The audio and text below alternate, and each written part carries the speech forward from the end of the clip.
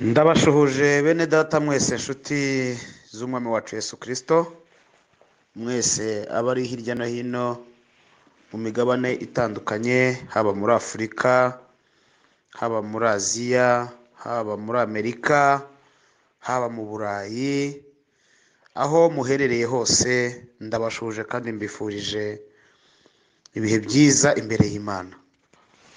Ni mwene so EV.IRIBANJE Jean Claude, tugiye kuganira ijambo ry'Imana Imana ishyize ku mutima muri ibi bihe, kandi nizeye neza ko Imana ibana natwe muri uyu mwanya mwiza tugiye kubanamo dusangira ijambo ry'Imana.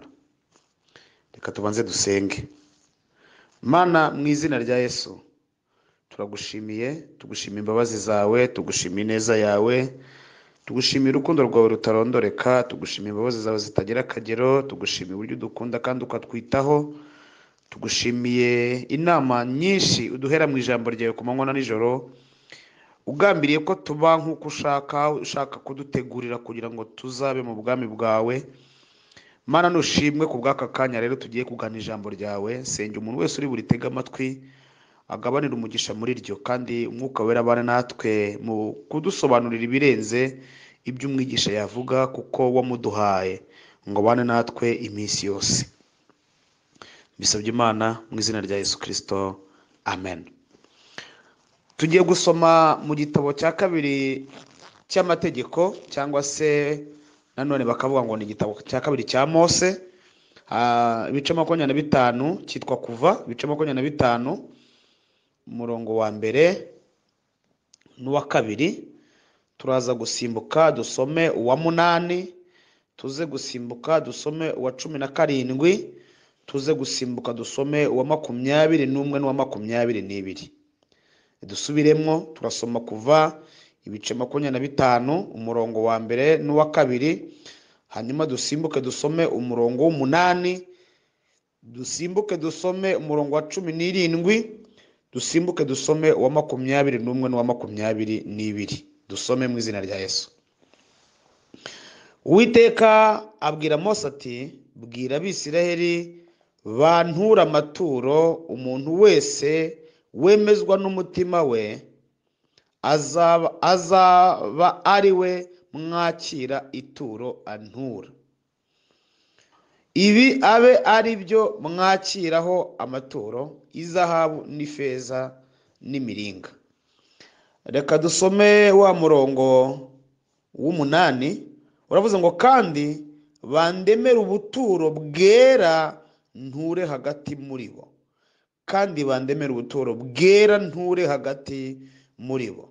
Dusoma wa 17. Uravuga ngo, kandi ucura intebe y'ihongerero mu izahabu nziza, uburebure bwayo bw'umurambaro we mikono 2 n'igice, ubugari bwayo we mukono 1 n'igice. Dusome wa 21 n'uwa 22. Uragira uti, ushyire iyo ntebe y'ihongero kuri ya sanduku, uyishyiremo ibihamya nzaguha. Aho niho nzajya mbonanira nawe hejuru y'intebe y'ihongero, hagati yaho yabo bakerubi bari ku isanduku y'ibihamya niho nzajya nkubwirira amategeko yanjye yose ntegeka Abisiraheli. Imana itugirire neza. Mwakire neza ijambo ry'Imana.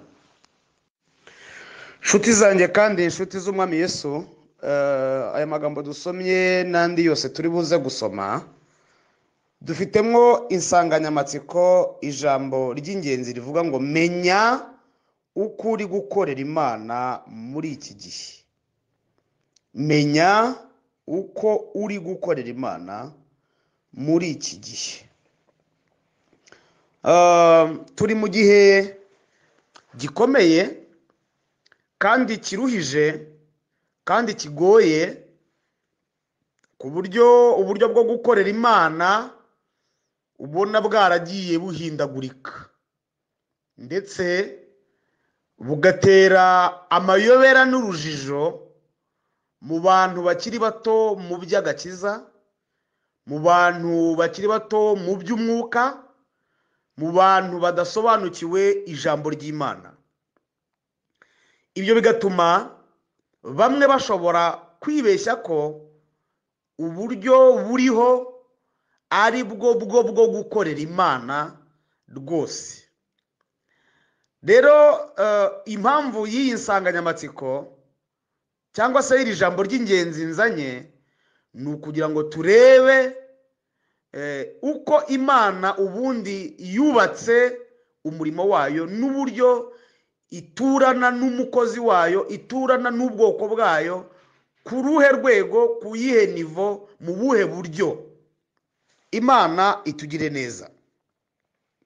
Ikintu cy'ingenzi cyangwa se intego mfite ni ukugira ngo jyewe nawe wowe uri bunyumve ukorera Imana mu buryo ubu cyangwa buriya, wowe uri bunyumve uri umukristo mu itorero iri cyangwa ririya, usobanukirwe byimbitse uburyo Imana ishaka ko abantu bayikorera. Mu magambo dusomye ugize umugisha, iki gice cya 25 cyo kuva wagisoma, wanashaka n'icya 26 ukagisoma cyose witonze neza. Ndakurangiramo ibintu by'ingenzi ushobora gukuramo, ari nabyo turi buteruremo inyigisho y'uyu munsi. Uko mu isezerano rya kera Imana yateguye uburyo bwo kubana n'umuntu wayo cyangwa se uburyo bunoze bwo kuyikorera. Mu isezerano rya kera gukorera Imana kunoze kwagereranywaga n'izahabu yabaga mu rusengero.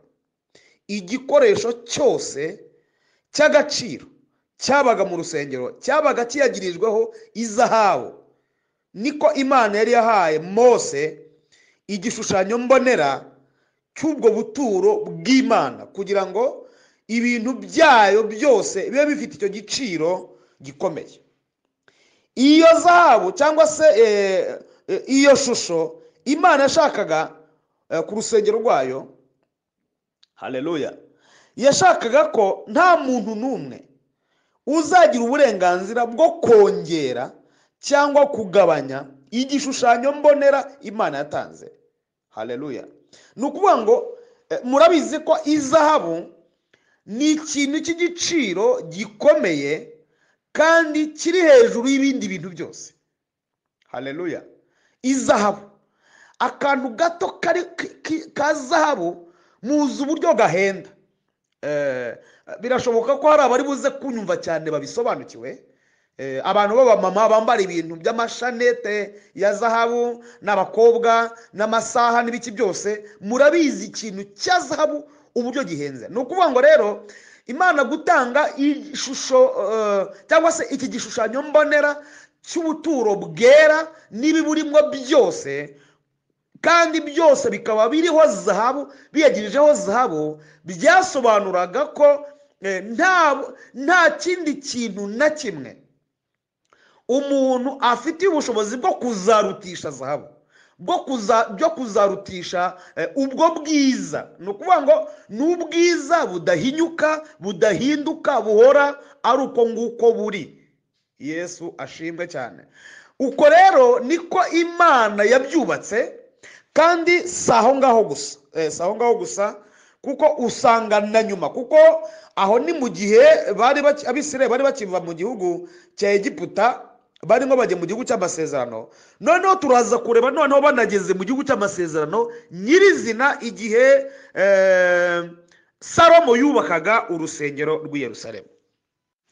Reka dusome ijambo ry'Imana dusanga mu gitabo cy'Abami ba mbere, igitabo cya mbere cy'Abami, ibice 6 umurongo wa 20 tugeze ku 23, hanyuma tuze gusoma no 28 tugeze ku murongo wa 30. Igitabo cya mbere cy'Abami ibice 6 umurongo wa 20 tugeze kuri 23, dusimbuka dusome 28 tugeze kuri 30, twumve icyo ijambo ry'Imana ritubwiye. Reka dusome mu izina rya Yesu. Haravuze ngo aho havugirwa uburebure bwaho bw'umurambaro bwari mikono 20, ubugari bwaho bwari mikono 20, uburebure bwaho bw'igihagararo bwari mikono 20. Hose ahateraho izahabu itunganijwe, ayiteraho no ku cyotero cyakozwe mu myerezi, maze Salomo atera ku nzu yose izahabu itunganijwe imbere y'ahavugirwa, atambikaho iminyururu y'izahabu, inzu yose ayiteraho izahabu kugeza aho inzu yose yuzuriye, kandi icyotero cy'ahavugirwa nacyo agiteraho izahabu cyose. Ahavugirwa aharemera ibishushanyo by'abakerubi bibiri mu biti by'umwelayo, kimwe muri byo uburebure bwacyo bwari mikono 10. Ibyo bishushanyo by'abakerubi byombi abiteraho izahabu inyuma n'imbere h'iyo nzu. Akebaho amabara y'ibishushanyo by'abakerubi n'iby'imikindo n'iby'uburabyo busambuye, kandi mu nzu imbere hasi no ku ibaraza ryaho ateraho izahabu. Amen, haleluya. Imana idufashe. Reka twongereho, mwihangane, twongereho nanone kandi mu bice 7 dusoma umurongo wa 48 tugeze ku 50.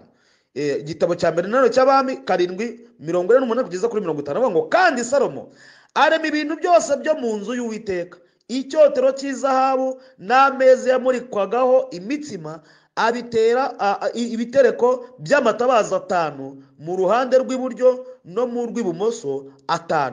Aherekeye ahavugirwa byose byari iby'izahabu itunganijwe, kandi n'uburabyo n'amatabaza n'ibisa n'ingarama byari izahabu. Ibikombe n'ibifashi n'ibyungu n'indosho n'ibyotero byose byari izahabu itunganyijwe, n'amapata y'inzugi z'imbere zahera cyane n'ay'inzugi z'inzu yitwa urusengero byose byari iby'izahabu. Amen, haleluya, haleluya. Ndagira ngo nshuti zanjye mwese abateze amatwi ijambo ry'Imana, mwumve uburyo Imana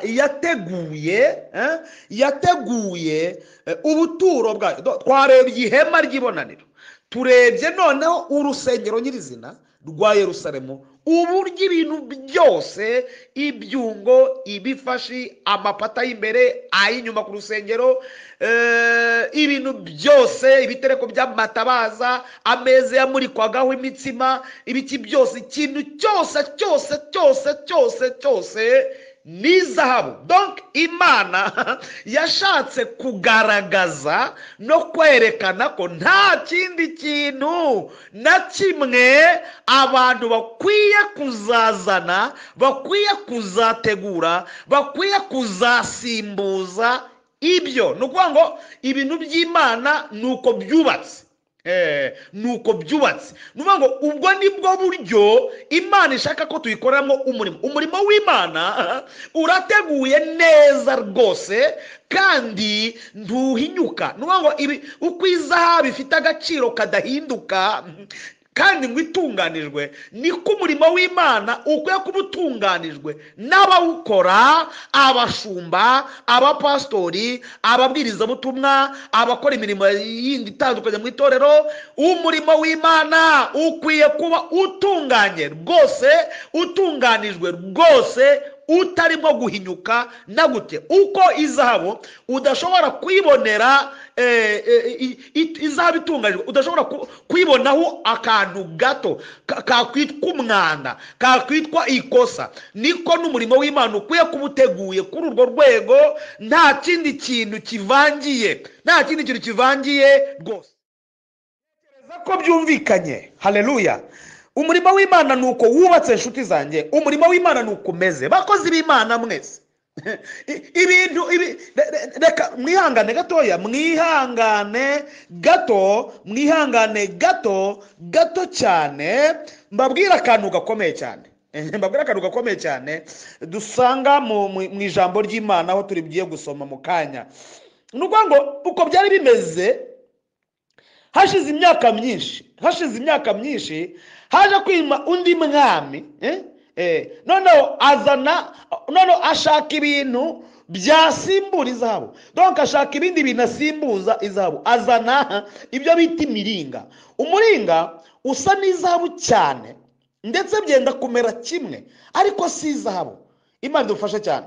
Yazanye rero umuringa, yazanye imiringa. Uyu mwami yitwa Rehobowamu. Uyu mwami yitwa Rehobowamu yaje kuza azana ibintu by'ibipirate abizana i Yerusalemu. Dusome icy'Abami ba mbere, igitabo cy'Ingoma cya kabiri, munanyihanganira, Ingoma za kabiri 12 murongo w'9 kugeza ku 10. Ingoma za kabiri 12 9 kugeza ku 10. Aravuze ngo nuko Shishaki umwami wa Egiputa atera i Yerusalemu, anyaga ubutunzi bwo mu nzu y'Uwiteka n'ubwo mu nzu y'umwami, abijyana byose, ajyana n'ingabo z'izahabu Salomo yacurishije. Umwami Rehobowamu aherako acurisha ingabo z'imiringa ngo zisubire mu byimbo byazo, azibitsa abatware b'abarinzi barindaga urugi rw'inzu y'umwami. Imana idufashe cyane. Bene data nshuti z'umwami Yesu, ndagira ngo mbabwiramo akantu gakomeye kavuga ngo murabe maso. Satani ntasinziriye. Satani ahora akurikirana. Ndavuga kuri buri muntu wese, umukozi w'Imana wese mu mwanya we, ambe maso. Nanjye ubabwira, nanjye numve. Mwibuke, iyo ukurikiranye neza ukamenya izahabu yakoreshejwe mu gihe cyo kubaka ubuturo bwera. Iyi zahabu igihe bari mu gihe cyo kuva muri Egiputa baza bataragera i Kanani, iyi zahabu ni ya yindi Imana yabwiye Abisiraheli ngo bagende batira Abanyegiputa ibintu by'izahabu bikomeye by'igiciro, hanyuma babizane ibyo bintu by'izahabu babitware. Ibyo rero nibyo baje gukoresha ya mirimo. Igihe kiragera ariko Farawo cyangwa se muri Egiputa bakomeza kuvuga ngo uko biri kose hari abantu baducitse banadutwara ibintu, tugomba kuzabikurikirana. Igihe kiza kugera ku ngoma y'uyu mwami witwa Rehobowamu, navuga ngo habaho uburangare. Abantu ntibaba bakirinze bwa bwere na kwa kwera na wa murimo w'Imana uko uteguye. Noneho biba ngombwa ko bazaterwa n'uyu mwami witwa Shishaki, umwami wa Egiputa, ukurikiranye izahabu zavuye iwabo, aje ngo arazanyaga ibintu byose. Anyaga ibintu byose, atwara ibintu byose by'izahabu. Inzu y'Imana arayeza, bya bintu byose arabitwara, abimaramwo. Bibiliya iravuze ngo umwami witwa Rehobowamu wari uyoboye icyo gihe aragenda acurisha imiringa, azana bya bintu byenda gusa na zahabu, azana bya bintu byenda gusa n'izahabu nziza, ariko itariyo, abizana mu cyimbo cy'ibyagiye, kugira ngo abatazi ibyari bihari imbere bazagira ngo n'ibyo ntacyo bitwaye, ariko iby'ingenzi byaragiye. Oh Mana we, Imana itugire neza kandi turengere. Aha ndashaka kubabwira uburyo Satani ajyaza agatwara abakozi b'Imana ibintu by'umwimerere, ibintu bizima byari bitunganye, hanyuma bakabisimbuza ibindi byenda gusa nabyo ariko bitari byo. Byenda gusa nabyo ariko bitari byo, ku buryo abatazi ibyagiye bagira ngo ibyo bafite n'ibyo byo ariko atari byo. Itorero ry'Imana mube maso. Bashumba, bakozi b'Imana, mwirinde gusimbuza izahabu imiringa. Babwiriza butumwa, mwirinde gusimbuza izahabu imiringa. Bishope, mwirinde gusimbuza izahabu imiringa. Imana itubabarire kandi turengere. Imana itugenderere. Bakozi b'Imana, ndagira ngo mbabwire akaga gakomeye kaje kuba kuri aba Bisiraheli, kubwo kurangara, kubwo gusubira inyuma, kubwo kutita cyane ku by'igiciro, kutita cyane ku by'igiciro bahawe. Bakozi b'Imana, ni byiza ko twita ku by'igiciro twahawe, tukabirinda ku rwego bigomba kurindwaho, apana kubisimbuza ibisa nabyo.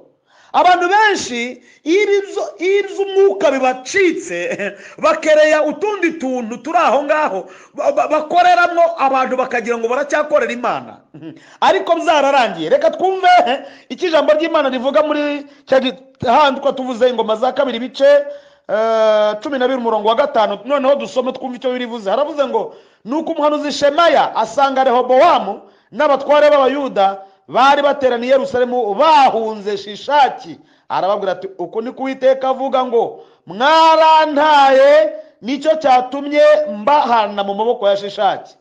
Maze abatware ba Isirayeli n'umwami bicisha bugufi baravuga bati Uwiteka arakiranuka koko. Uwiteka abonye ko bicishije bugufi, ijambo rye riza kuri Shemaya riti bicishije bugufi, sinzabarimbura ahubwo nzabakiza, ariko si rwose n'uburakari bwanjye ntibuzasandara kuri Yerusalemu buzanywe n'ukuboko kwa Shishaki. Ariko rero bazaba abagaragu be kugira ngo bamenye ubuhake bwanjye n'ubuhake bw'abami b'ibindi bihugu. Imana iturengere cyane. Ntekereza ko ayo magambo ari amagambo akomeye niba tuyumvise. Bene data, ndagira ngo mbabwire ko Imana yaremye ijuru n'isi. Buri muntu wese mu mwanya we irashaka ko agaruka neza mu murongo w'ibyo yataye. Itorero ry'Imana mube maso. Bakozi b'Imana mureke duhaguruke, duhagarare, twe guceceka, tuvuge tugerure kugira ngo abantu bamenye izahabu, bamenye izahabu yariyo. Kuko uyu munsi tuvugana abantu bazanye ibisimbura zahabu tugira ngo nibyo koko. Aba bantu rero bamaze guhanurirwa n'umuhanuzi ko byatewe nuko bimuye Imana, kwimura Imana, kurangara, kutita kubyo banindishijwe, nibyo byatumye Shishaki aza uyu Munyegiputa uhiga izahabu. Hanyuma Imana itugire neza cyane, birangira ngo bumvise ko bagomye. Icyampa umukozi w'Imana wese unteze amatwi, umuntu wese uzi ko akorera Imana aho yaba ari hose, akamvira ijambo ry'Imana ntambukije muri uyu mwanya, agafata umwanya wo kwisuzuma akareba niba agihagararanye na zahabu cyangwa ahagararanye n'imiringa, akamenya niba agihagaze mu muhamagaro wo gukora nk'uko Imana yamubwiye cyangwa yarishyiriyeho ibye kubera impamvu runaka. Aba bantu ngo bumvise ko bacumuye basabye Imana imbabazi, ariko Imana ivuga ati nanjye ndabababariye, ariko si rwose, ntabwo ari rwose, ntabwo ndangije, ntibirangiriye aha. Ati nzabahana, nzabareka babuzabuze, nzabareka Shishaki abatwara bababaze, basobanukirwe guhakwa n'abantu no guhakwa n'Imana icyo bisobanura. Abantu kubera kwanga kugendera mu bushake bw'Imana bakereye izindi mpamvu zo gukorera Imana, bakereye ubundi buryo bwo gukora Imana ariko butari byo. Imana itugire neza. Rero nshuti mwene data, uyu munsi wa none ijambo ry'Imana ryagukeburaga nanjye ari inkebura ngo twongere turebe niba tugihagaze mu mwanya neza. Twongere turebe, navuze ko igishushanyo mbonera Imana yatanze ku gukorera Imana ari izahabu, kandi izahabu ntigira ikindi kintu igereranywa nacyo, nta kindi, nubwo habaho ibisa nayo, ariko izahabu ni zahabu. Rero imiringa ikwiye kuvaho mu izina rya Yesu, hakaza zahabu, kuko zahabu ni igaragaza icyubahiro cy'Imana, ikuzo ry'Imana, ubwiza bw'Imana, gukiranuka kw'Imana. Ahantu hari zahabu niho Imana iba. Ahari imiringa ibihara ariko atari rwose. Ahari imiringa ntibabura gukomeza kubuzwabuzwa. Imana irashaka ko rero abantu bongera bagakurikirana izahabu. Ubuhanuzi butari izahabu ndabwirukanye mu izina rya Yesu. Inyigisho zitari izahabu ndazicyashye mu izina rya Yesu. Imiyoborere itari izahabu ndayirukanye mu izina rya Yesu. Abantu dukwiye guhagarara mu mwimerere w'uko Imana yateguye ibintu byayo, tukabihagararamo bona nubwo bitaturyohera cyangwa se bitatuzanira ingaruka nziza, ariko tugahagarara muri ibyo, tukaba intwari, tugakorera Imana. Imana ibahe umugisha, mugire ibihe byiza aho muri hose, kandi mugubwe neza kubw'ijambo ry'Imana. Reka dusenge. Mana, mu izina rya Yesu, tugushimiye yuko uri Imana ituzi kandi uri Imana ikomeye. Bibiliya tubwira ngo uko ari ejo n'uyu munsi ni kuri kandi ntabwo uhinduka, ni nako uzakomeza kumera.